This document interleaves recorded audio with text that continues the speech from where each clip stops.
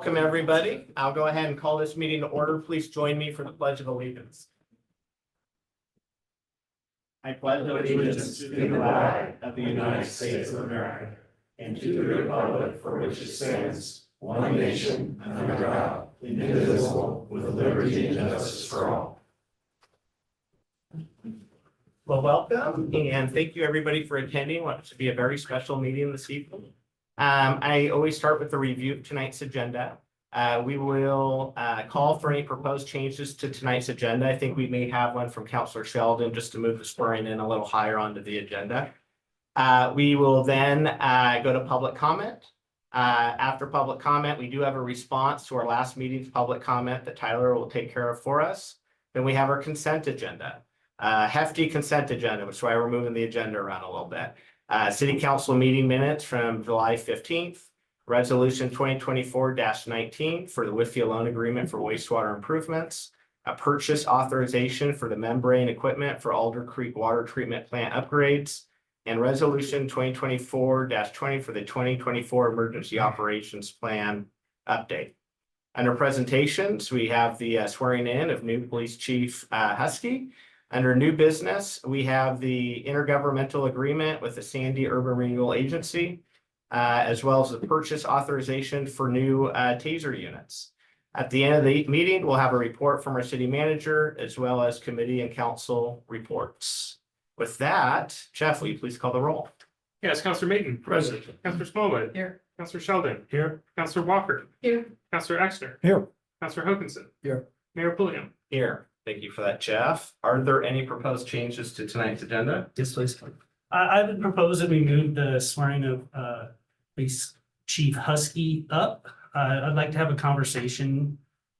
Maybe not so much about the topics within the consent agenda, but the fact that we're talking about several $1 million and being split in the consent agenda with no conversation.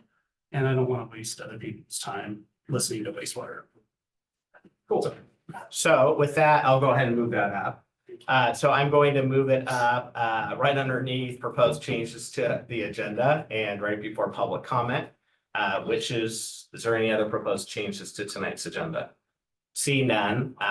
That is the next item on our agenda. So if Chief Husky can join me, we will do the swearing in.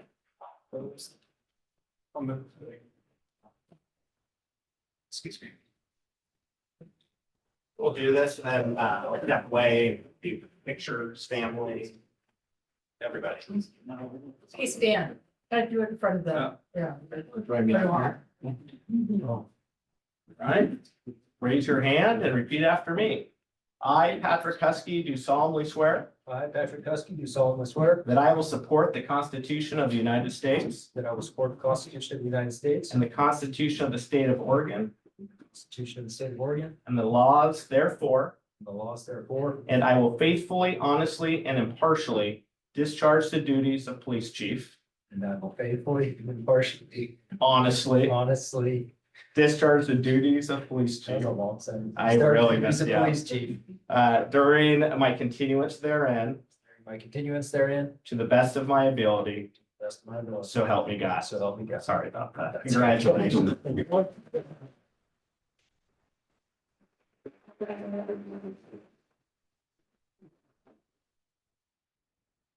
And please, council want to join all for a picture with our new chief, then we'll do pictures, family, anybody else. Be great.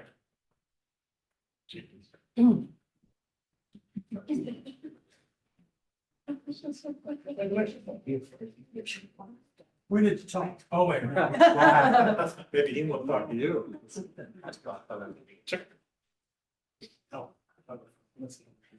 Okay, 1, 2, 3. That's great. Thank you. Congratulations. Anyone else? Photo op? Photo op. Yeah, family. Family. Come on, family. Come on. You guys are all here They're for all the sewer? they're all shy. I think- No, we all took pictures outside. Okay. Okay. No way. They took pictures outside. Oh, good. Okay, well, I'll just say then to the city PD, thank you for showing up this evening to be a part of the swearing in. And to those of you that are members of the external law enforcement community, thank you for sharing him with us. And to Mrs. Husky, thank you for being here and sharing Chief Husky with us and letting him be a part of our community. Appreciate it. Thank you to you all. Appreciate it. Thank you.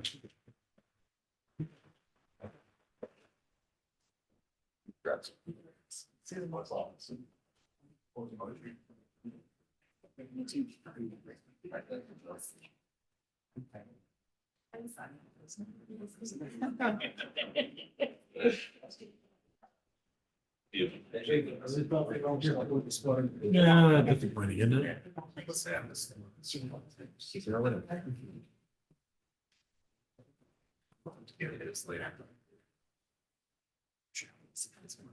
All right. All right. Cool. Just like that. Just like that. Very cool. Thank God. We'll have nice words I'm gonna say about you in a little bit, but Oh, no. thank you. All right, well, let's move ahead with our agenda. We are now to the public comment portion. People have 3 minutes. Did anybody sign up? Not today, Mayor. All right, is there anybody here in person or online? If you're online, please click the raise hand button or dial *9 if you're on telephone to raise your hand.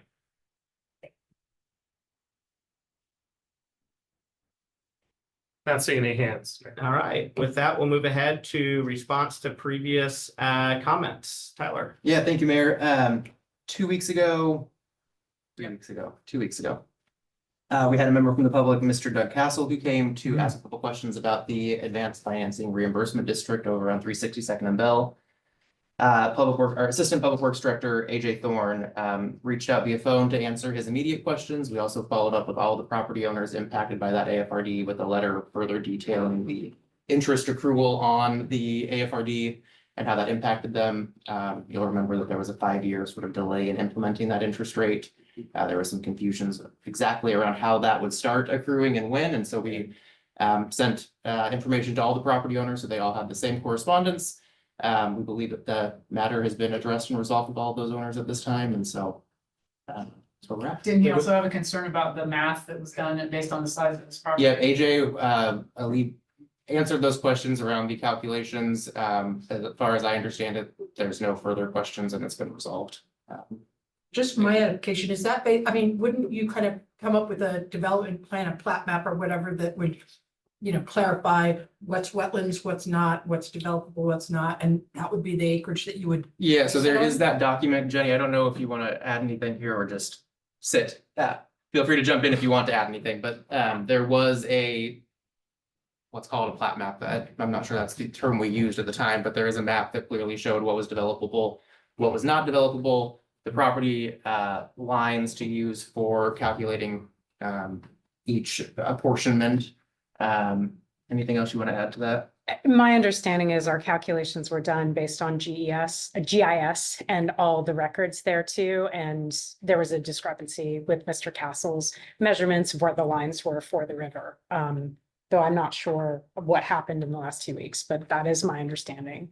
But that's not based on actually mapped wetlands when it actually develops and all that, right? That's just our best guess at this point. It's exactly, that's Okay. All right. what we have in GIS as of today. Now, when someone actually comes in to develop or propose development, especially in some of those larger parcels, if there's only going to be 5 acres developed instead of all 15 or something, the AFRD will be applied to just what's being developed at that time, not the full parcel. And so, it's possible that there might be, a 1/100th of an acre discrepancy or something once you get to that actual allocation, just depending on where the developable land starts and stops and how that gets allocated. But as far as I understand it, Mr. Castle's immediate concerns were addressed with. I think the issue that we might have to anticipate is just, when you get those density transfers and additional development than is initially planned or allowed or whatever, so, whatever. So given that this was a council discussion and then a decision and then ultimately a question that came up before council, where is the permanent record for the response? We have a copy of the letter that's in our files. We can, I'll work with AJ. Can we attach it to the minutes? Yeah, we So can that sure, it's permanent. absolutely. Good You know, idea. It could be several councils from now when that comes back. And Yeah, I can send out the correspondence that was, the mini Jeff then will be able to Yeah. find it. sure, that's a great point.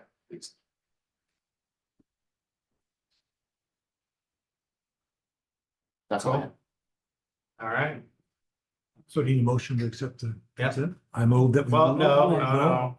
And yeah, I just, so in reading this. Well, now we're moving to consent. Remember, Okay. that was just Response. a response to last Oh, week's that's right. Okay. meeting. Yeah. Now we're to the consent agenda and I'll go ahead and let you start us off there. Yeah, thank you. So first of all, 1,704 pages is Uh-huh, a lot. yeah, It's arguably too much. yes. And so that's the first thing. But from a holistic point, like I struggle with a couple things. One, that we're putting, when I did the math, if I even did it right, but it's well over. We're talking $10 million in payments, $24 million in loans. It's a lot of money to just kind of be on the consent agenda without any conversation. Or discussion in that. Further, I think it should, like I said, 1,700 pages, maybe broken up. I realize we're on a tight timeline. Which kind of brings in another fact of just, the one thing about these conversations is they allow us to kind of look where we're at, make sure we're heading in the direction that we're still intending. And when we put that much in consent, it's really hard to do that.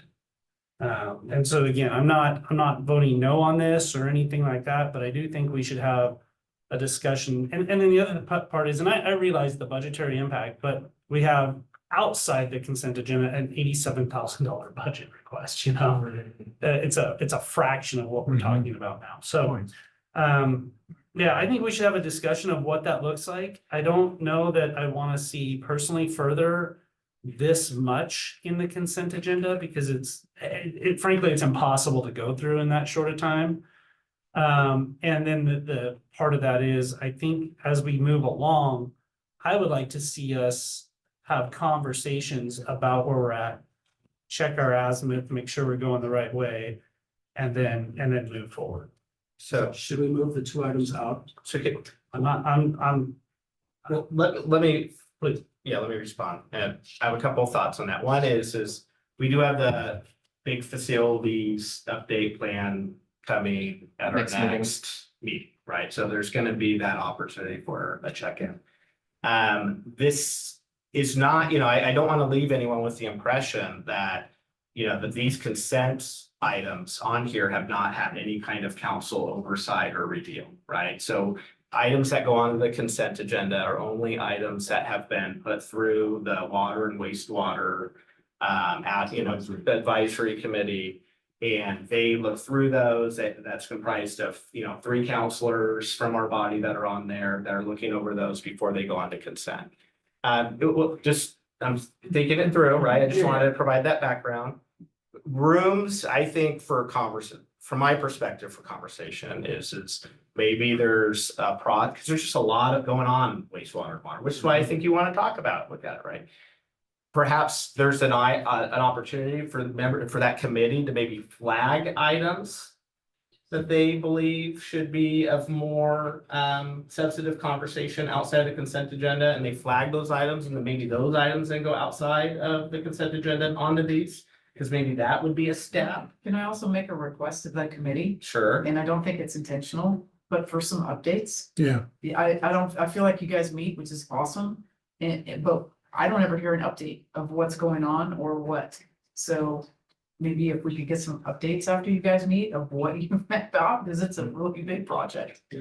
one other thing that. And I get a lot of And questions. I hope you're not hearing it. I'm trying to think through the request and how to make it happen, right? And I guess as one of the committee members is that it would be good to know what it is that you're concerned about, what areas, and if there's a dollar figure, if there's a size of the construction, that might be a difference. And I think also being able to say, well, this looks like a big piece of decision from the advisory. And maybe it's a dollar figure, I don't know. Yeah, I met with Tyler on Friday and he said, I asked him what was gonna be on the agenda and he said, well, this is gonna be, and I said, why?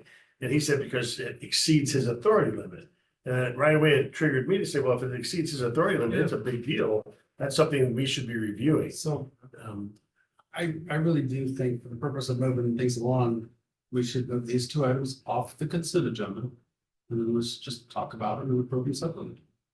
Well, so my only argument would be Prepared to have is, conversation. well, Yeah. so there's the nuance, right? Is so, one is I could come back and argue that this is our opportunity for that conversation, all right? That's fine. There is nothing that stops us from having that. Now, the pushback to that is, but Mayor, you didn't allow staff to give us a report and a presentation and, but that's also staff time, you know, in our time. Right. So, but that's the juggling act, right? Those are the decisions I'm making, and we developed this process to try to address this issue. And so that's where I'm like, do we want to tweak the process and provide, you know, an opportunity to do? Because I hear what's being said. I just want to process for these things is what I'm looking for. Also though, because, thank you for doing this, because I was gonna talk about it too. Also though, because it does involve rate hikes down the road, I do think it warrants a conversation. Yeah. And I don't know that we're prepared to have that conversation tonight, to be perfectly honest. So, But you're gonna have that pretty in-depth next. Let me do a couple things, because Kathleen called me on this today, and there's 2 or 3 things that are really important for our wastewater treatment plant. And I will qualify to your point, Mayor, to add to what you said about the committee reviews it. Both of these items have been talked about in council. In the case of WIFIA over the last 2 or 3 years. I agree. So this is yet just another interim step along that whole path to get the funding piece. The first one, speaking about the WIFIA, number 2. This is just the next step. We've had consultants working on this for a long time, I think 2 years plus, getting things in place. The WIFIA loan it's complicated. That's why we have consultants working towards it. And we are, we're to that milestone, a big milestone to prove it. Now, to be on consent or not consent, I've argued this point, the other side of this before, to say, let's not have my consent. The point here that's really important on WIFIA. We just got that notice that we have the AA- credit rating. Mhm. All these factors, the council can, unanimous council on these things, all help us get these very low interest rates and these opportunities for financing. It's just a caution for us to address the procedural issues, but not send a mixed message about our commitment to actually go through with the commitments that we're making. Just keep in mind too, when we talk about spending limits and authority, WIFIA is one of those, we don't draw from it until we need it. So the spending plans and but you'll have other opportunities as we spend against, other than for what's already spent gets reimbursed. You will have an opportunity to review those purchases as we move forward against that loan. Which is why I'm not pushing back extremely big on this. Right. Because I recognize that. I will argue though that the direction, and maybe I just fixate on something, but just even, I think it was last council, we heard a different idea. And I kind of feel sometimes, Can you? No, it wasn't at council, it was somewhere else. no, We're it not was, ready it to was, discuss it. it wasn't, huh? We're not ready to discuss. That's it. fair. Okay. So But- if you talk but about the- facility plan things, keep in mind, number 2 has nothing to do with what our ultimate facility plan is and what we ultimately build. It has everything to do with how we fund it. Number two. Number 2, yeah. Number 3 is your freshwater, so it's a different now. Right. Yeah, no, I guess I'm not understanding what number 2 is, but I just go ahead. It's the loan. It's- It's the loan, which will increase. water Okay, rates. okay, fair. Which need to be paid as we go through Yep. time, and we'll probably, But it's already, this loan is already factored into the rate models that are. Right, This was the and original. and we don't have to pull from it until we're ready to pull from it, Right. right? Which is what I'm okay with. What I'm struggling with a little bit is as this moves forward. I think, and as long as we're agreeing to come back and have this conversation about the actual spending, that's the other topic. I think we have to. And the other piece about it is I think it's important that, again, that we We check the direction that we're on. I gotta admit, like, I realize I keep being told we have the best consultants and all of that. And I have no doubt in their qualifications, and I'm not qualified to rebuke it. But I also feel that this is a very big topic that we are not getting any help from the state about. Yes. And I don't know, moving forward, where I stand without a lot more thought about that moving forward. And the reason being is, I don't think it's fair to put these dollar amounts, and yes, we've had conversations, and I guess I kind of feel like Still a big decision. it is a big decision, but I also kind of feel like I'm hearing whether we're ready or not. I think there may be other things out there, and I think maybe we need to really explore leveraging it, because when citizens are coming to me and telling me that their water bill and sewer bill is $600 a month, that's a car payment for a lot of people. And, I struggle with that. Are we on the right direction? And I think I'm not saying we're not. I'm just saying it's important to come back each time and make sure that this is the direction we want to go, because these are a lot of dollar figures spread across 13,000 people. But gonna go back, we're sitting here in 2024, right, in July, August now, right? This WIFIA plan has been in place for 2 years that we've been marching towards this. This is not new. We have talked about it. Any other plan not using WIFIA will cost more, right? Full stop. Right, And I'm not disagreeing with the WIFIA, again, okay. I'm not So- disagreeing about the content within there. I'm having a conversation about these kind of things with these dollar amounts, one, being put in the consent agenda, two, moving forward, that we, I guess for me, it's just a real big realization of what it's gonna be, right? And I think, again, I think that we are so focused on moving forward. Some of that intent was to get assistance from the state, which has not come yet. And that's where I struggle. And so if we can sit there and let our moan and not pull, but we really need to have a conversation about how we leverage ourselves and our resources to get some assistance, because I don't know that it's fair to put all of this on the burden of. And I agree with so much of what you just said there. The only thing I think that's left behind is that it's not just, we're not gearing up hoping to get incentives from the state. A lot of what we've been gearing up to do is to run away from the penalties of the state, right? Because I mean, that's the sledgehammer that they've got on us. But we've met that requirement. No. I mean, tell me, if we don't develop any more, if we're to stop, we're at our capacity now. Well, Right? you would find yourself sued by developers on For, that. for what? We've met our takings risk, have we not? Like, we've allocated for everybody that was in the tube, That's, ERUs. that's in that planning process though, but there are other developers, assuming that we will continue.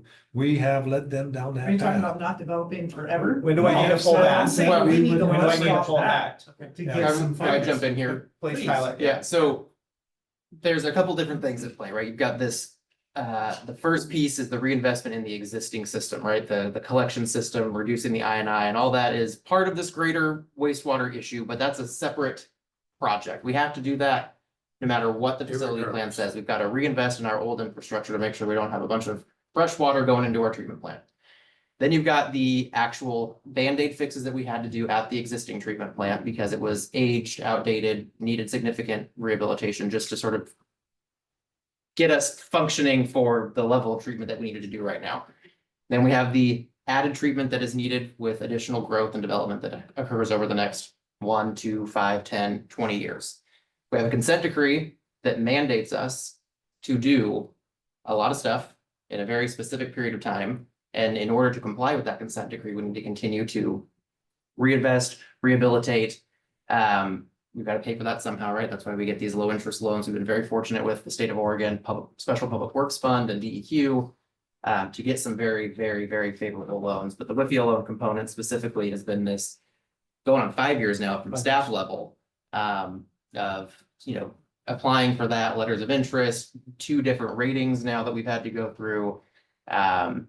Defining, a scope of work of what those funds will be. I think we've spent somewhere in the ballpark of maybe 2.5 million that we can draw against this WIFIA loan almost immediately once we execute it to refill our coffers of cash that we've expended on this project and different studies and different consultant fees and things related to the discharge. And so we also had a public hearing about a month ago. I don't remember the exact council meeting date for the ordinance adoption for the WIFIA loan. So this has not only been reviewed by the committee, council committee, but it also, went out to the public and there was an opportunity for public comment. We had a public hearing in this room late June, early July. I can't remember the exact date. And so the WIFIA resolution that you see tonight is really just the formality of closing that loan, finally, getting the final execution of that loan. So we can start to draw on it and then have those funds in place once we are ready to move forward with the next phase of the project. Jumping over to the water side, just briefly, that membrane purchase for Alder Creek, that's built into the existing budget. It's part of the overall water reinvestment program that was presented during the budget process. Jenny's talked about that. In varying degrees of specificity with some of the contractors that we have on board, consultants that we've done, RFPs we've done for on-call engineering services, things like that. It's also been presented to the subcommittee on the water side of things. If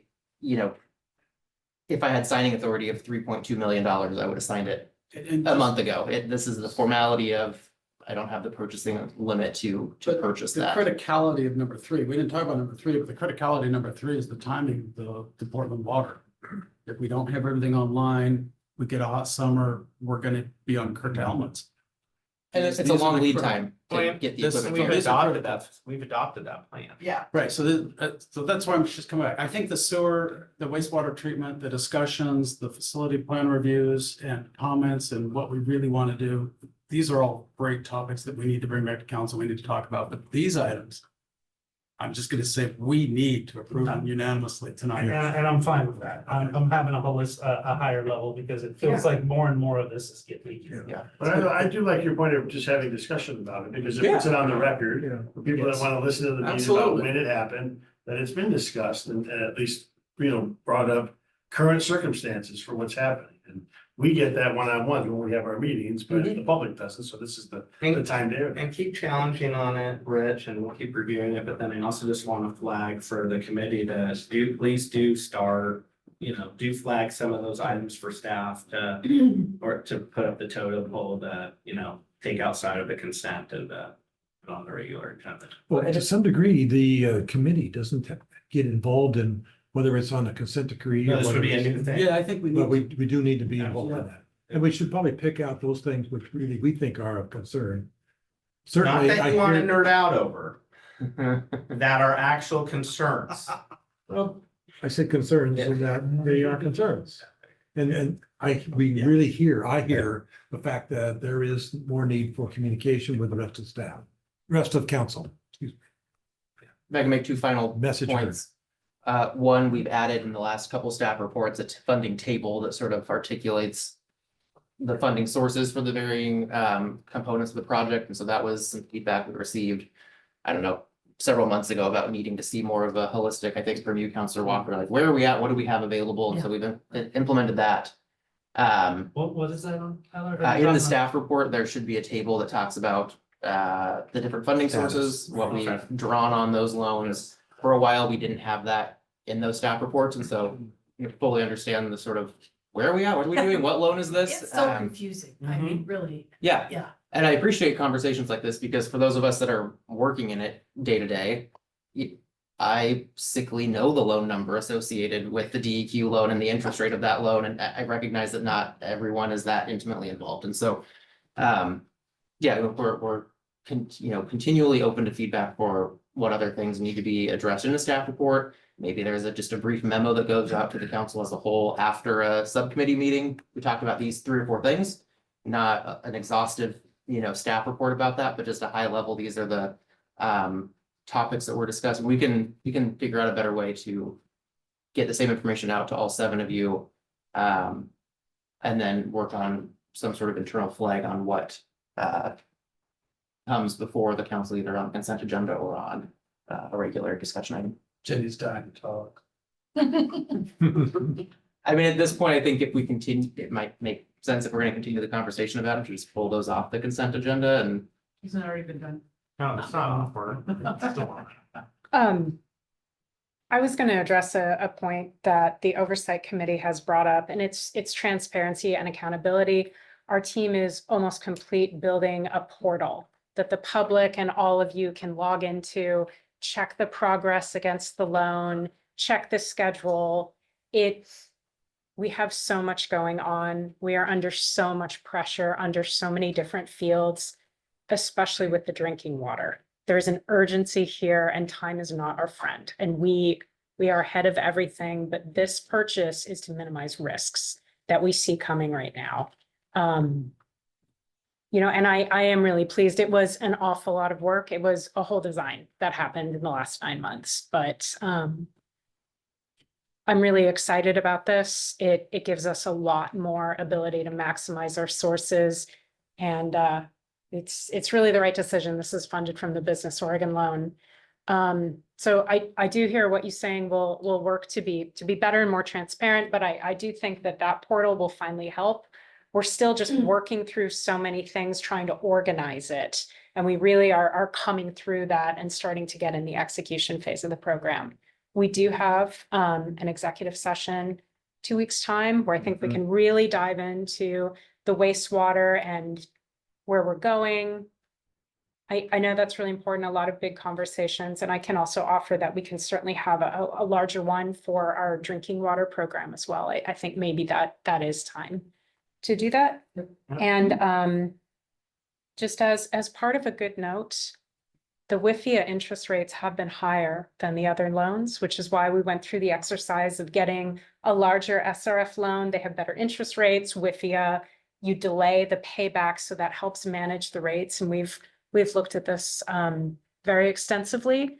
If we closed on the WIFIA loan today, the interest rate would be 4.01%, which is lower than what we have in all our planning and rate model projections, which is a good thing.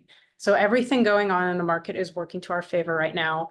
We do have a considerable number of things to prepare to do the final closing on Thursday, but things are trending in the right direction for us with getting that lower interest rate. Correct. I was just gonna say that as a member of the Water Wastewater Committee, you know, it's 1 hour a month and there's a large presentation and there's some questions and all. And it's just like a fire hose. It's a lot. Some months are harder than others. And I think the opportunity that presents is for us to kind of get pretty familiar with it, but also to kind of red flag any kind of questions that, you know, if I have a question, I'm gonna assume Lori has the same question. And then how's, you know, when we kind of see it presented to us, we can also kind of advise, well, the way to kind of present that to the city council to make it as clear as possible in the shortest amount of time is this. So it gives us some opportunities to do that. I do like the idea, the fact that this has been voted on with a resolution and all that. So the staff report for having something, I think you know, you do have a staff report for the consent agenda item, which I think is important, especially when it's so much money. But, you know, just kind of mentioning, you guys already voted for this and, you know, and all that. I don't have a problem with putting something on the consent agenda if it's already been voted for in an open session.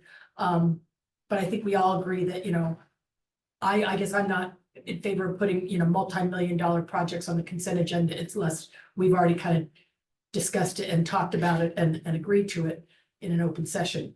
And that said, I support this WIFIA thing. I think and I support the water thing. We need to move that as far, you know, as soon as we can. I don't see, since this WIFIA loan does not incur, you know, we don't borrow from it until we're ready. And those purchases that we would be using, you know, buying to incur against the WIFIA loan or pay with the WIFIA loan, we're going to have the ability to approve those large purchases and contracts, RFPs, whatever they are. So I feel better about that. I think it's just, we're all a little bit, you know, like meeting in 2 weeks, I think is kind of really the discussion we all want to have that will answer some of those questions. Yes. So I look forward to that and I appreciate all the hard work and I'm supportive of the consent agenda and you know. There a motion to adopt, or we okay with that? I'll make a motion to adopt the consent agenda. I'll second. The motion by Counselor Walker, second by Counselor Hokinson to adopt the consent agenda. All those in favor signify by saying aye. Aye. Opposed nays. Motion carries. All right, moving ahead to not presentations. To new business, we have the IGA intergovernmental agreement with the Sandy Urban Renewal Agency. Those guys. Thank you, Mayor. 1,700 pages. Which page is it? Oh, of the This is a report. huge, this is a 1,000 huge thing. I gotta admit, like, that's. I'd love to talk about. Can I interrupt you Yeah. here? If, There's two, thank you, Counselor Hutchinson. over here on the far left of your PDF, if you open it up inside there, there's a little icon on the top, Thank you. and that'll open up your navigation. Gotcha. Just so you can link around. Take you right to the section. Mine wasn't working for some reason, but it, so thanks. Is it working now? It is. All right. That's why we got the new computers. 1,696. That's how I found out our old computers weren't working, because I So- couldn't do that. The reason the packet was so large, by the way, was because of the Alder Creek membrane thing. She included the full RFP and all the I think it was 1,000 pages just for that. Well, that's why they I gave it to us confess. on Thursday. I did not read them all. No, but Much of that. honestly, when it's that big, Jeff, and I'm not saying we shouldn't have it all, but when it's that big, you don't know what to read and what to not, right? What to even try to skim and what to not. That's not even a skimmable packet. Right. It's a lot. We can look at ways to maybe link the contract on the website itself, so it's just, view full contract details here, and try to condense. We can work internally and just figure out if there's a way to do that. I think Well, also I just as staff, we can talk about Yeah. what really needs to be in the packet and what doesn't. I mean, on your agenda, the PDF agenda has links for each thing. The first thing I look at is the staff report. And then I look at, depending on how much time I have, I look at, if there's something like the options or the bids or whatever, I might look at that. All the other stuff, if I have time to look at it, or, I'll open it up and go, this is 300 pages, I'm not reading all that. I just close it up, but I do open them one link at a time on the agenda, rather than that. I can't handle that 1,700, because my computer just, takes forever to even open up with all that, so. All right, Thanks. Ready? Move it let's do this. All right. So if you feel like you have some deja vu right now, that's because we literally just talked about this about an hour and a half ago. In the late 90s, the Urban Renewal Agency was established. At that time, there was not an IGA that was developed between the Urban Renewal Agency and the city of Sandy. The decision before you tonight is whether or not to adopt an IGA. The Urban Renewal Agency has adopted this IGA, so it would make a great deal of sense for the council to also adopt this IGA. How'd they feel about it? It was unanimous. There was unanimous decision. Talk about that? Most importantly, it just formalizes the agreement between the city and the Urban Renewal Agency for the city resources that are used to execute the urban renewal plan. Happy to answer any questions. I move to approve the IGA between City of Sandy and Sandy Urban Renewal Agency as provided in the meeting packet. And I'll second. Perfect. All those in favor signify by saying aye. Aye. Opposed nays. Motion carries. All right, new tasers. Tyler, Yeah, thank you. Hurry up. don't use them on me. I will invite. New chief and, He wants Chiefs, his both tasers. chiefs. Come on up. The chief assist. he wants to deal with the council. Sorry about Yeah. that. Thanks, Chief. Sorry about that. And so before we dive into the staff report, a little background. Yeah, So taser. obviously the police What's your department, initiation? as part of their, Oh, we get a demonstration. Yeah. Welcome. as part of their police work, they utilize tasers in their day-to-day duties. Obviously, we swore in Chief Husky, just earlier tonight. What's your title right now? Deputy. Interim Yeah. Deputy Chief. We have Sure. Yamashita hanging on for a couple more weeks to bridge this transition. Shepherd a couple things over the finish line with Chief Husky just to get those formalized. And this is one of those items tonight. So I will turn it over to Okay. you both. So, when talking with the guys on some of the needs that need to be met, I learned that our current tasers were failing and due to come off rotation in November. And unfortunately, that wasn't realized during the budget process and budgeted for, hence my need to be here. So I wanted to talk to you a little bit about the current taser that we have. This is the X26. We don't have enough for everyone currently. So neither one of us are carrying tasers on patrol right now. The X26 shoots a cartridge. This is the cartridge. And inside of the cartridge are two probes that pop out. They look like this. And then they just stick in and then they provide a current through these wires. When you say stick in, that means. They stick into the person, you know, That's a needle. it's Like a a little barb. barb. Like a Okay, fish a hook. little barb.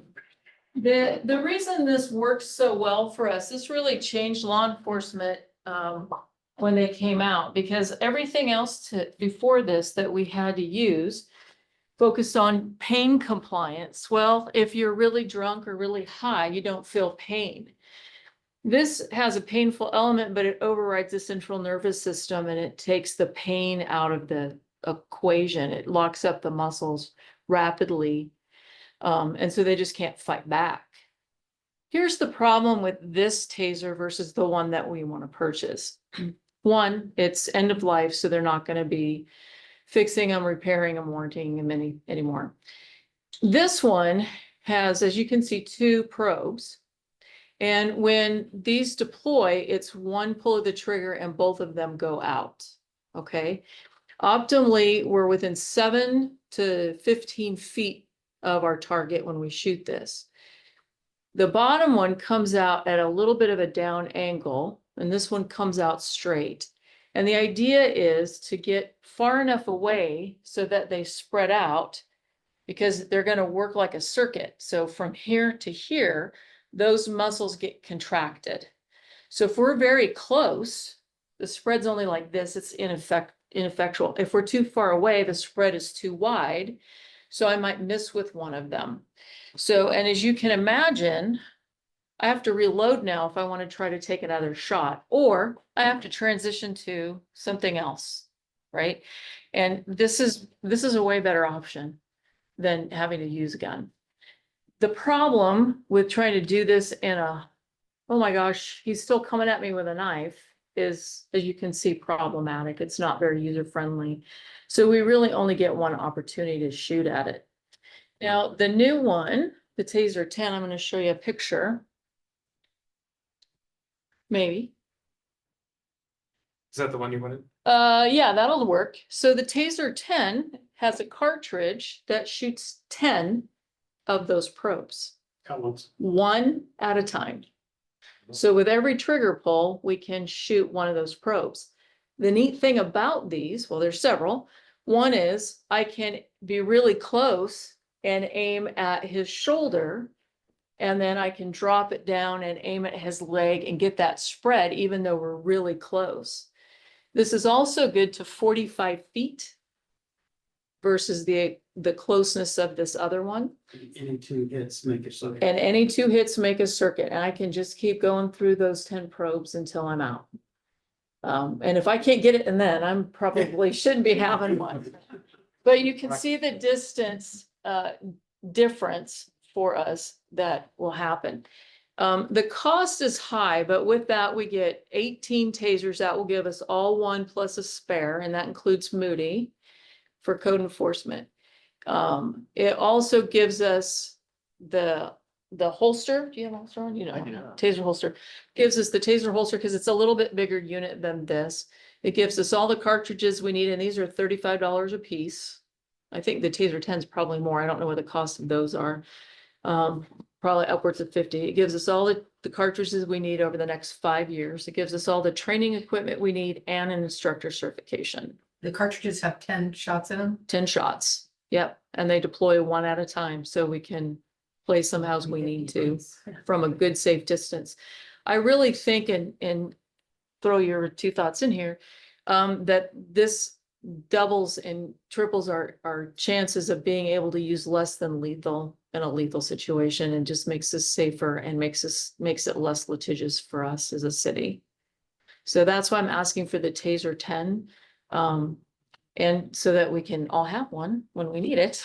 What was his life? Yeah, really. Yeah. The What war was his Well, like you- lifespan, effective duty cycle? How long? on the 26th or on the new The ones? new ones. So the warranty that we'll get is for 5 years. So we would expect to replace them in 5 years. I would expect 5 years, maybe longer. It's, again, this is a new flagship for them. They're pretty excited about it because they think that this is gonna decrease shootings in the country by 50%. That's their goal. How well tested is this? Is something that's, had a lot of background to it? Or? Yeah, so this company's been in existence since about 1998 or so. It's very proprietary software and equipment. And it's used universally. Clackamas County just made a big order. Gladstone just made an order. Our costs fall right in line with what I'm seeing that they got quoted to. So this is the wave of the future. Can I make other comments? Sure. Okay. New chief, since you don't know me, this has been since I've been on council, I've been very concerned about surprise replacements that come up. Because I'm looking for that replacement schedule so that when we're doing budgets, whether it's a car, height, or even a lower price item like this, that they're on there and know 5 years from now, we've got to be planning budget wise to be able to replace Yeah. them. Sure. I'm looking for that continuous, whether it's everything related that's potentially capital, so. Well, I can, from experience, Taser. So in 2000, I think it was 2004, I was one of 6 members of the Oregon State Police that piloted this very Taser. And this is outdated. No, There's I'm been totally three, fair. I think 3 variations since. The state police is on Taser 7 now. State police just made that purchase basically a week before Taser 10 was released. So it's like our cell phones. Mhm. We can't always predict when the new iPhone's coming out. But I think based off historical practice, the Taser 10 is gonna be in use for a while. I'm just looking forward to the Yeah. next budget And cycle. to your- There's a line item on there for Taser Yeah. replacement and it's marked out there in 2029 or whatever. To your point, so I've been working on a spreadsheet for him and I just asked for the most recent budget worksheet that we used this last thing to see what was on there. So yeah, we'll work on that so that we can forecast better what our expenses are coming. Can I ask so Don, if you go to page 1,703. 1,702? There's a billing schedule. My question is, does this, I mean, are we paying the full 87,000 right up front? Okay. So, but really there is what exactly we're asking for. I think a lot of us have been asking for basically a nutrition plan when it comes to funding. And it's outlined here. It's 17,547 a year for the next 5 years. Yeah, so we're proposing paying for these in full and not having a payment schedule for these. I think if overtime and staffing continues to kind of track where it's at, I think this can likely fully be absorbed in the existing budget. If there's some unknowns that pop up, we might need to do a small budget adjustment at the end of the biennium. Not a huge dollar amount. I would hate to say a dollar amount and commit myself, but not the full purchase. I think most of that can be absorbed within the existing budget. To your point, though, Counselor Sheldon, I mean, we can see now what an annualized cost looks like. We can be more proactive in what we need to set aside and start building up those contingencies and beginning fund balances so that in 5, 6, 7, 8 years' time, we have the cash built into the budget already to pay for these. So if this wasn't budgeted, where's the 87,000 coming from? So we've had, there was a higher than budgeted beginning fund balance for the police department. There's some contingency within the police department budget. There has been additional revenue that's been brought in with some surplus property sales, combination of just savings in other areas of the police budget. So you're not thinking about taking anything I out asked of the the, question I always ask. Do you need anything? Do you need anything more? Is this what you need for your budget? Absolutely, 100%. And so I think we need to try to absorb this in our budget until we can't and then come back, right? But we need to try our best to absorb this in our budget. so this would not come out of any of the reserve funds that we have. would be We've been funded doing out of the that way. police department budget at this time. Okay. Do we have just for my own edification, do we have any budget due to like staffing shortages and stuff that we? is that We've, something we've saved some on salaries, we've spent much more on overtime than we had anticipated, so, I don't have a specific, we've saved X and we've overspent Y. I can tell you that as of June 30th, we've got 47% remaining of the entire police department budget. But that reflects also the purchase of 4 vehicles at the front end of the budget period, and so we're tracking well in line to be able to absorb this right now and not have an additional ask. And if approved today, when would it be deployed? How long does it take to get them and do the training? I don't have an actual date for you. I'm anticipating this fall. It's just, we're kind of at their whim for getting them out. I don't know, Counselor Sheldon, has the county received theirs yet that you're aware of? No, to my knowledge, no. I mean, they may have them there, but we haven't. We'll be a few weeks behind them on our order. Another question about alternative less than lethal. What's your dependency on things like pepper spray and? So all of those are again pain compliant rather than the right over of the central nervous system like this is. Some folks carry pepper spray. A lot of times it affects us just as much or more than the bad guys, so it's not typically our favorite. We do have a 40 mm, which is a projectile that we can shoot from a distance. That's also pain compliant. And it does come with some inherent potential injuries, as does most anything, but Right. Oh, they're rubber. They're about that big around. Yeah. And then beanbag rounds also. But again, those are all pain compliance. They don't override the central nervous system like this one does. Still hurts. This, it it does hurt, yes. Yeah. Can I make a motion? Please do. I moved to authorize the city manager to purchase 18 new Taser 10 units from Axon Enterprises, Inc. pursuant to the quote provided in the meeting packet. Is there a second? I'll second it. A motion by Counselor Sheldon, a second by Counselor Mayton. All those in favor signify by saying aye. Opposed, nays. Motion carries. Thank you, council. Thank you. Thank you. both. Really appreciate it. To avoid Marty about. No demonstration? Yeah. You want one? I can make I'm that. thinking about volunteering somebody else. Point to me. I was pointing. Okay. The mayor should take the lead on all these. Oh, there you go. It's I like the dunk tank. It was a movie I enjoyed that happened. Next year's longest day. Yeah. Multiple shots. Thank you. Just a brief report from me tonight. We've got well, first and foremost, thank you to Chief Husky. I'm grateful to have you here. Looking forward to Amen. looking forward to, the future here, and very thankful to have his leadership.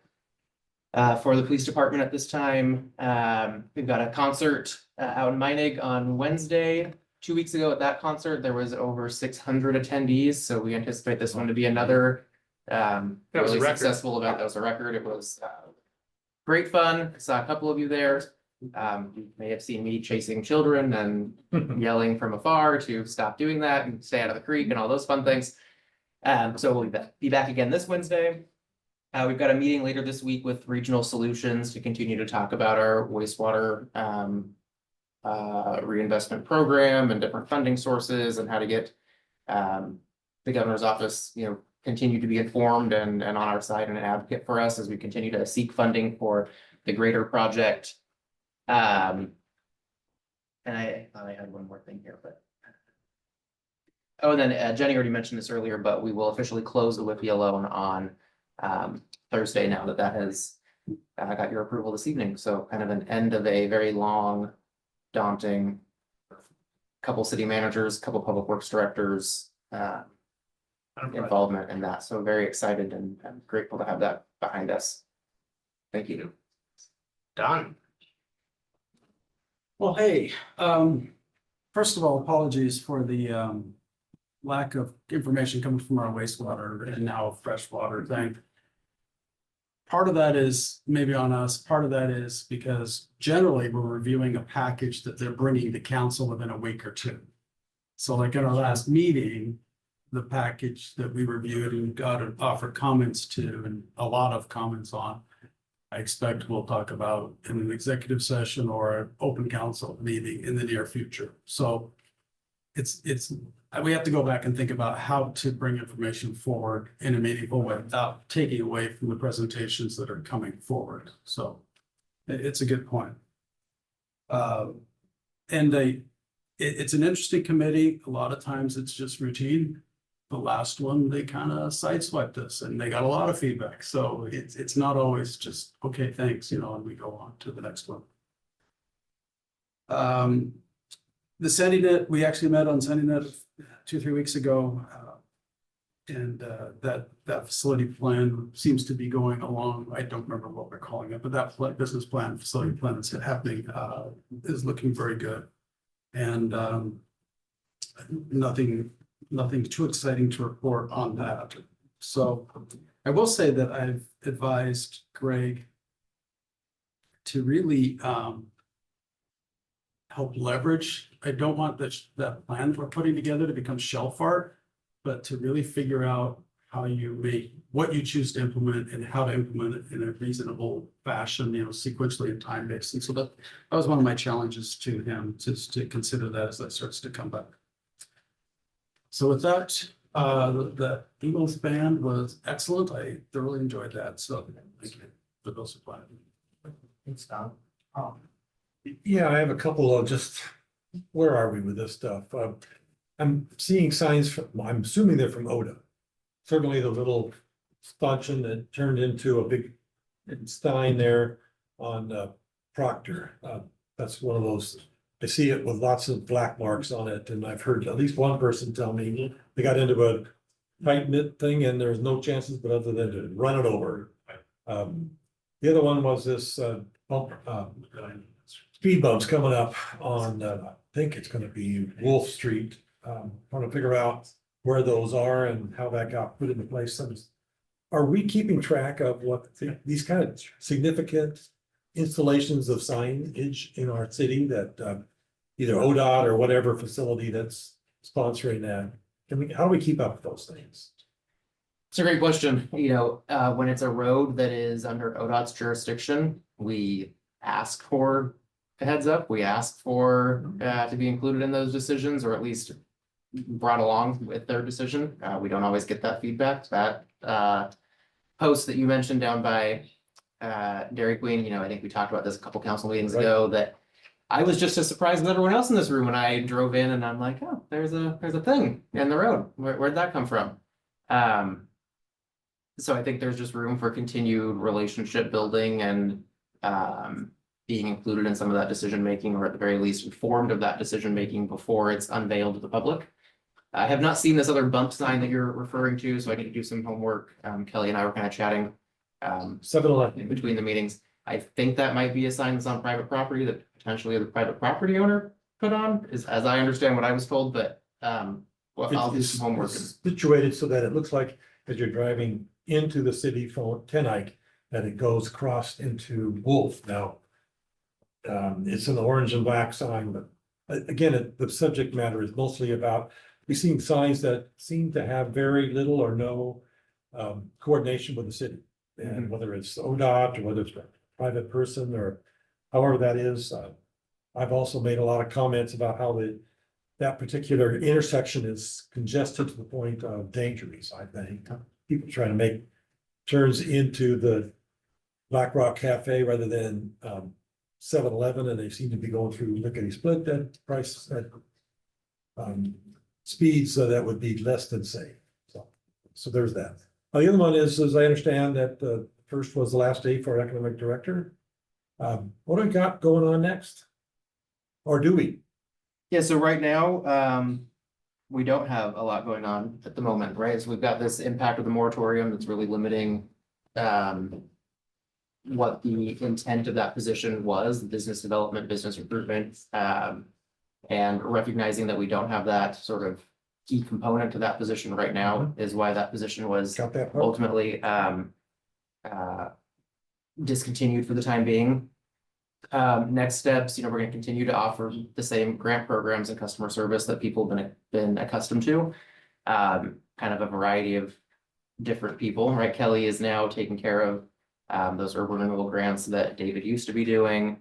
If there's a new business that, is reaching out for assistance, or a meeting to talk about opportunities within the city for, moving into an existing storefront or something like that, they can reach out to myself, they can reach out to the planning department and go through the normal business license procurement process that they would normally do. So those services will still sort of be handled. As far as any sort of new business recruitment, recognizing that we don't have an immediate opportunity for new businesses to come and like build a new storefront, for example, or We do develop have a lot down of there. empty office space. What's that? We have a lot of empty space in this town. We have a lot of empty space in this town. And we've We've got had some- a lot of empty space in this town. We've also got And some some of those- empty dirt too. That we Exactly. could bring in some businesses, right?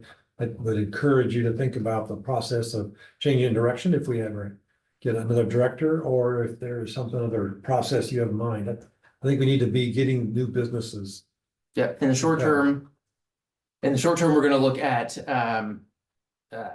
ideally a consultant that can continue to make phone calls and be proactive of keeping fish on the line. Is that a saying, right? Like anyone that might be interested in developing in the future, but obviously can't right now. Let's keep those lines of communication open and have those contacts made so we don't lose them. That's by no means a 40-hour a week initiative to make those phone calls and keep those businesses informed of where we're at with our moratorium and continue to have conversations. So we're looking at some consultants that may or may not be able to help achieve that need for us.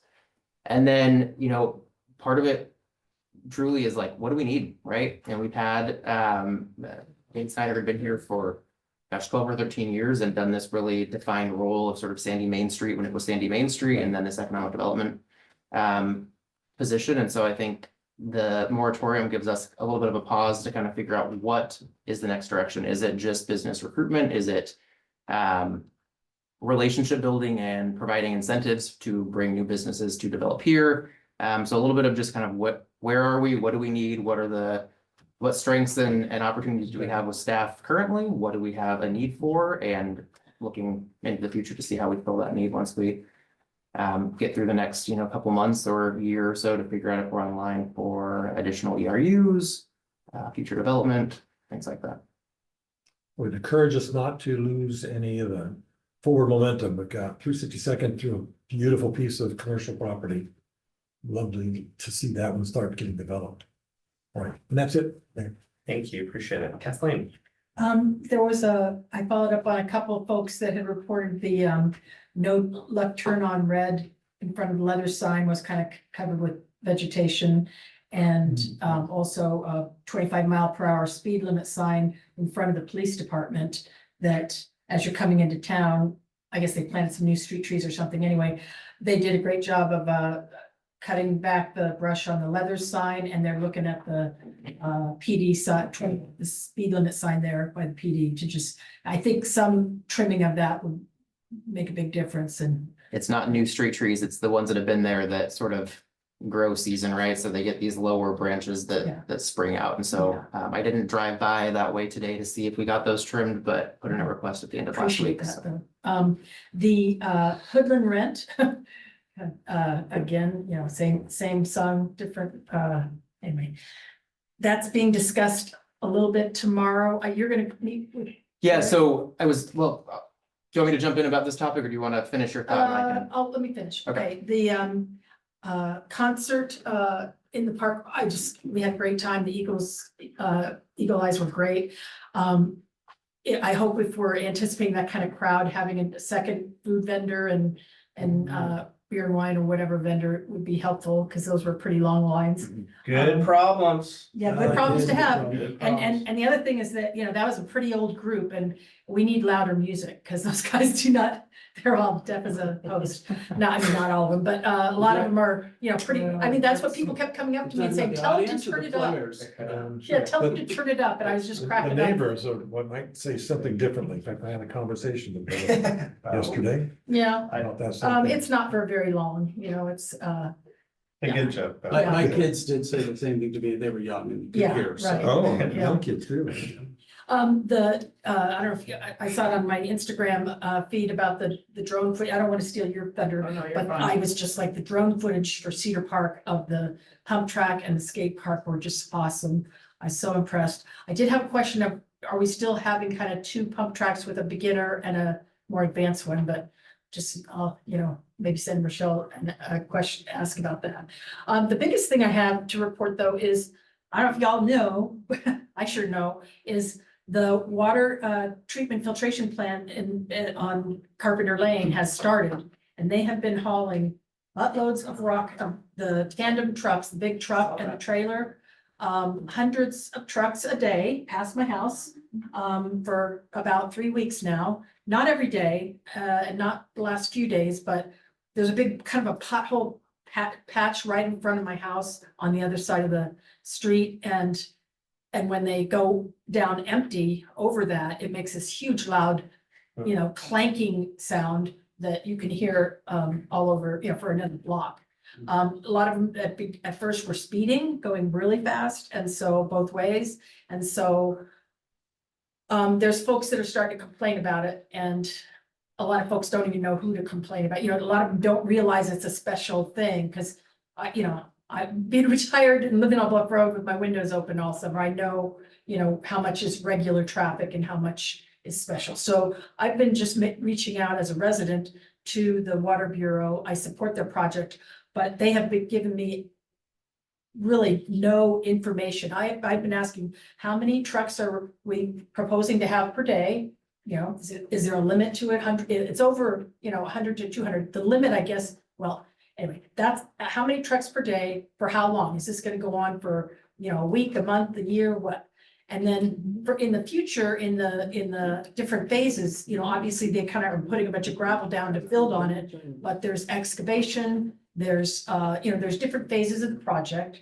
And I just want to kind of know, I don't think they understood that Knife River, Turin's Pit, Mount Hood Rock was going to be used as a source because they didn't have enough, in their pit. What happened is they sold it to Knife River, who went in and removed a huge amount of overburden, giving them massive amounts of rock for this project. And I think that's what happened is they were looking at having to haul from other places, and now they're hauling through here. One of the big issues for us is that they did not have, in all the, Multnomah County conditional use permits and all that, looked at the schools, Oregon Trail Academy and Kelso School. They make no mention, they mentioned the high school, they make no mention of Cedar Ridge Middle School, which possibly at the time, years ago, when they were looking at this, was not in place, in operation. So that's, and so that's why I'm kind of asking, how long are they gonna be hauling? They have, they're like, well, we're still coming up with the schedules and details and all that. I'm like, no, you're not. You've been hauling for days, they're going somewhere, somebody knows.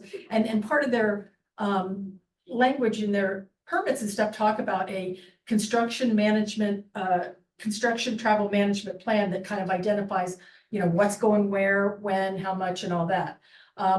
I called up Knife River Mount Hood Rock, and they gave me some information about who the fill contractor sub was. I called McDonald's Excavation because that's the contractor that is in charge of the fill.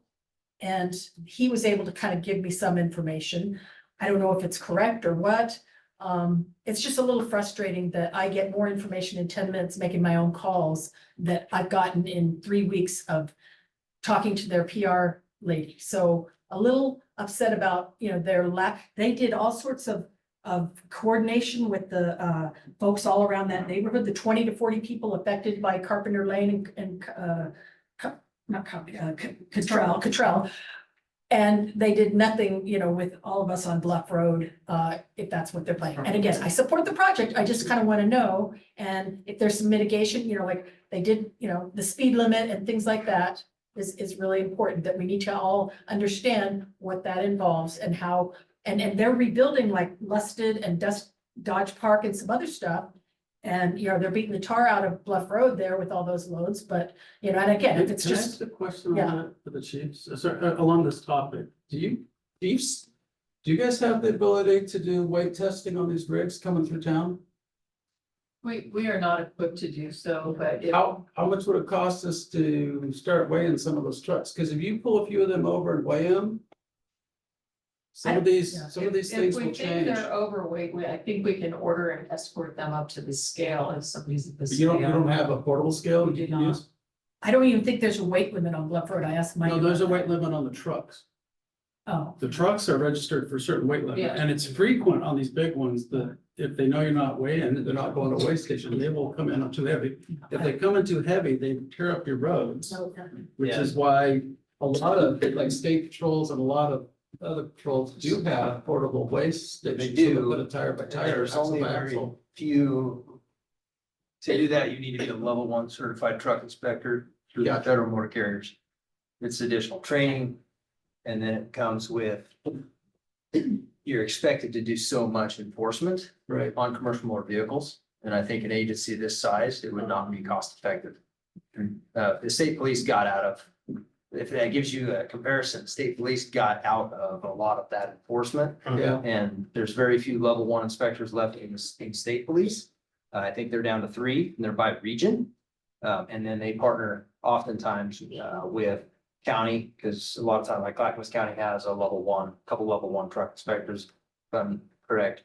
So it's a whole nother level of expertise that, to my knowledge, nobody in the Sandy Police Department. so if you suspect, you can drive them, you can force them to drive on up to the lowest for the scale.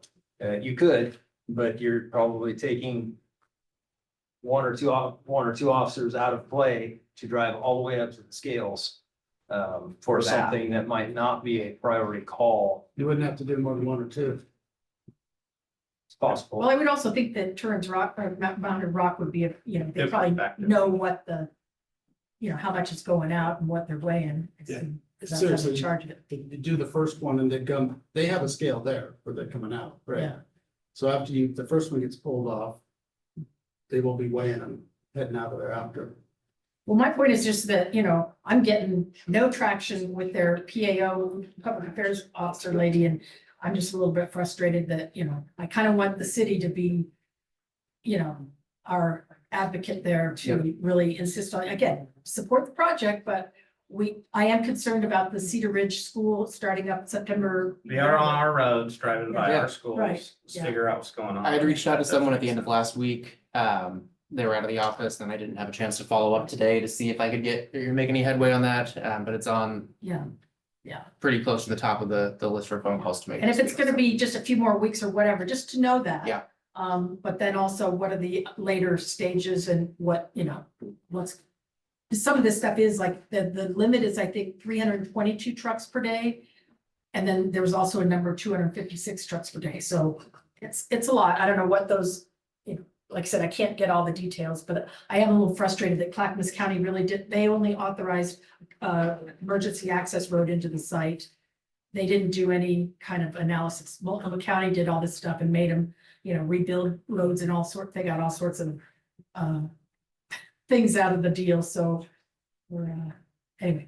Yep, it's definitely impacting all the folks along Bluff Road. And I think that's all I have. Thank you, Rich. Yeah, thank you. So kind of that trend, I mean, Love One has been doing those, those shower events and, the washing things. And my understanding was before they started them, they were gonna reach out and coordinate with the city, and it doesn't sound like that's been occurring. I mean, I noticed they did another one. And I'm just wondering is there any coordination going on? Is there any communication from them or anything like that? Yeah, I followed up with you right before this meeting about that.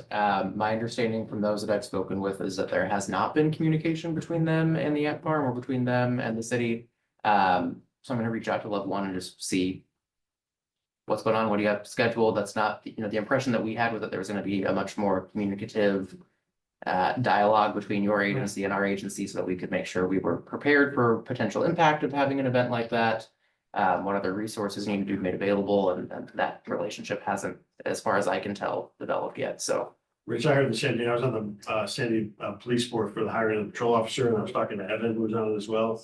And from that farm, and he told me there's been no communication, so I asked Tyler Friday. Yep. I said, I thought we should almost get them to come back here and explain why there hasn't been collaboration with the city, because from what I understand, there hasn't been. Let me understand the players though. So that Love One's not the county, right? Nope. Love One is, Right. is a nonprofit. That's when Brandy came here and they talked about their, where they knew where all the homeless camps were, they knew all the players. Yeah. And then they showed up at City PD asking for where the locations of the homeless were, so it's like they didn't really know.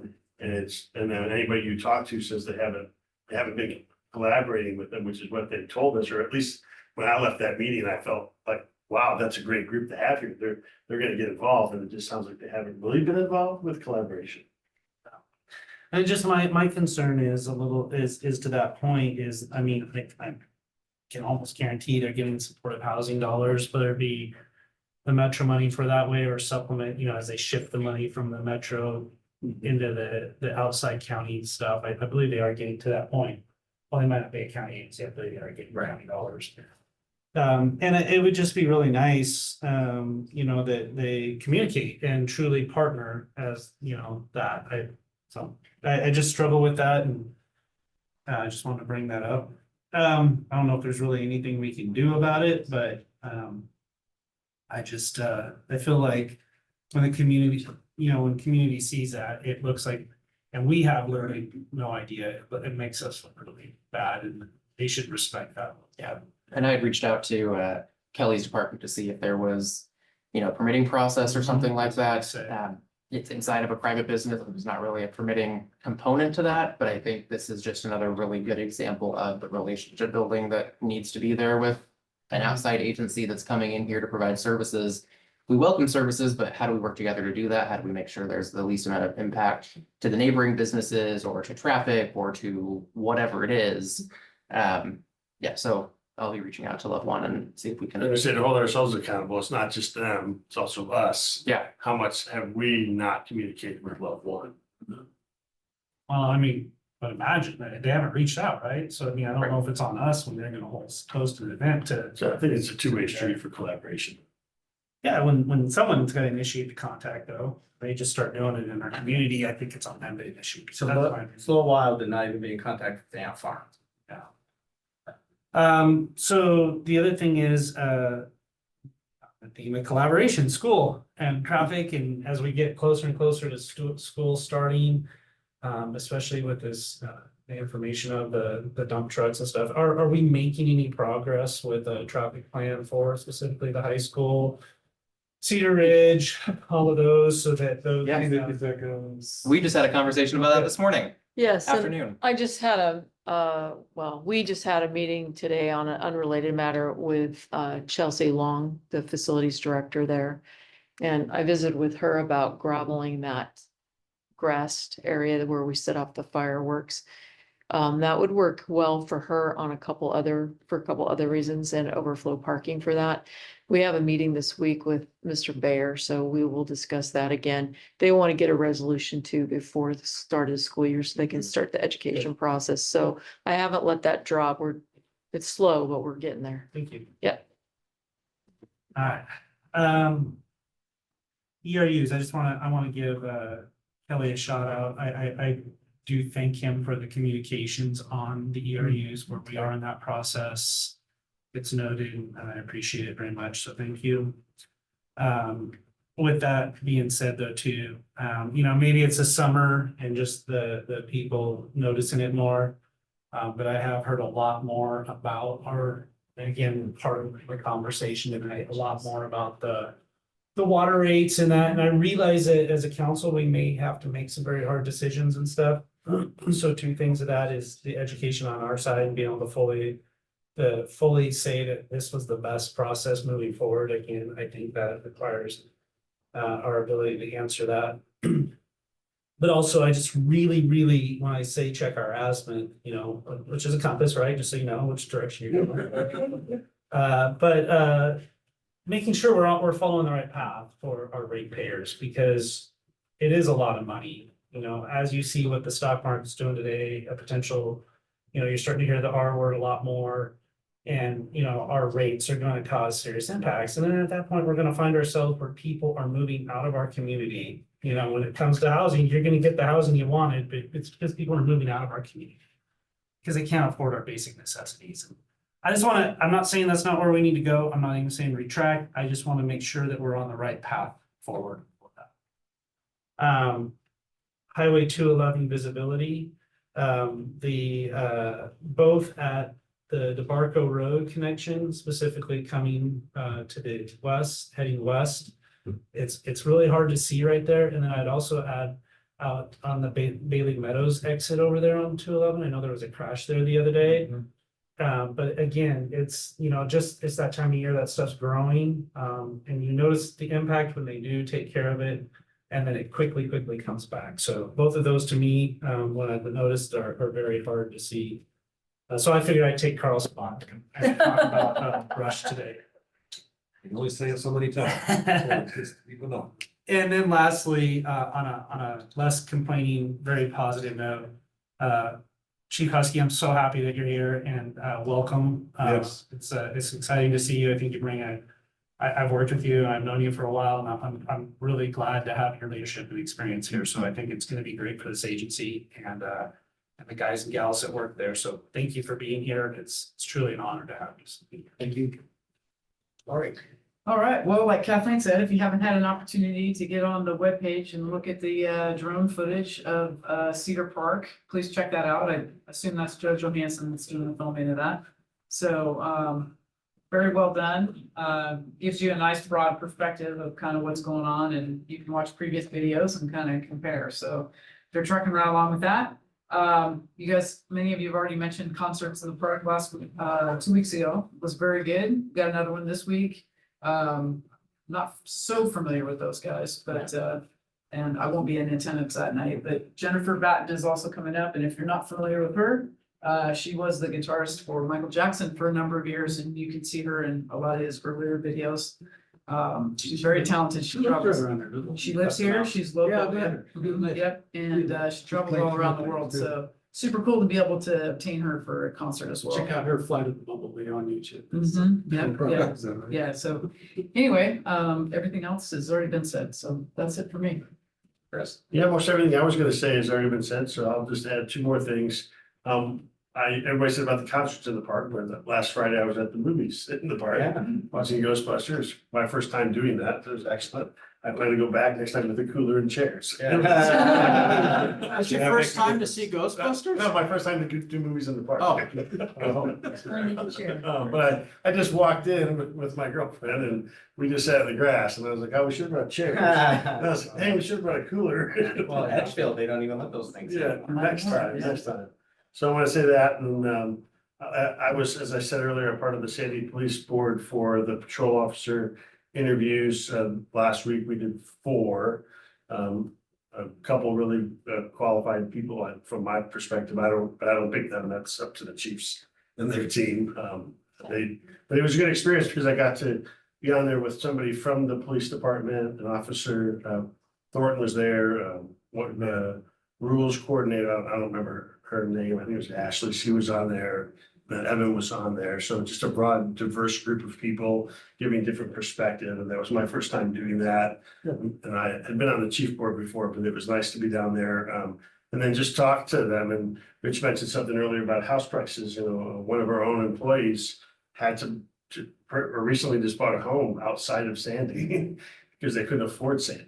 I mean, it just really brings up those issues that I've talked about since I've been at council only for a year and a half about home pricing being unaffordable, as we all know. And then lastly, I'd just like to personally myself thank Chief Husky for joining the team out here in Sandy. I'm glad to have you and thank, I'm gonna get the last name wrong, Kim. Yeah, it's good. Thanks, thank you, Kim, for the work, for coming back and helping us in the time of need when we needed it most, and to continue to do the transition and get Chief up to speed. So thank you both. Thank you.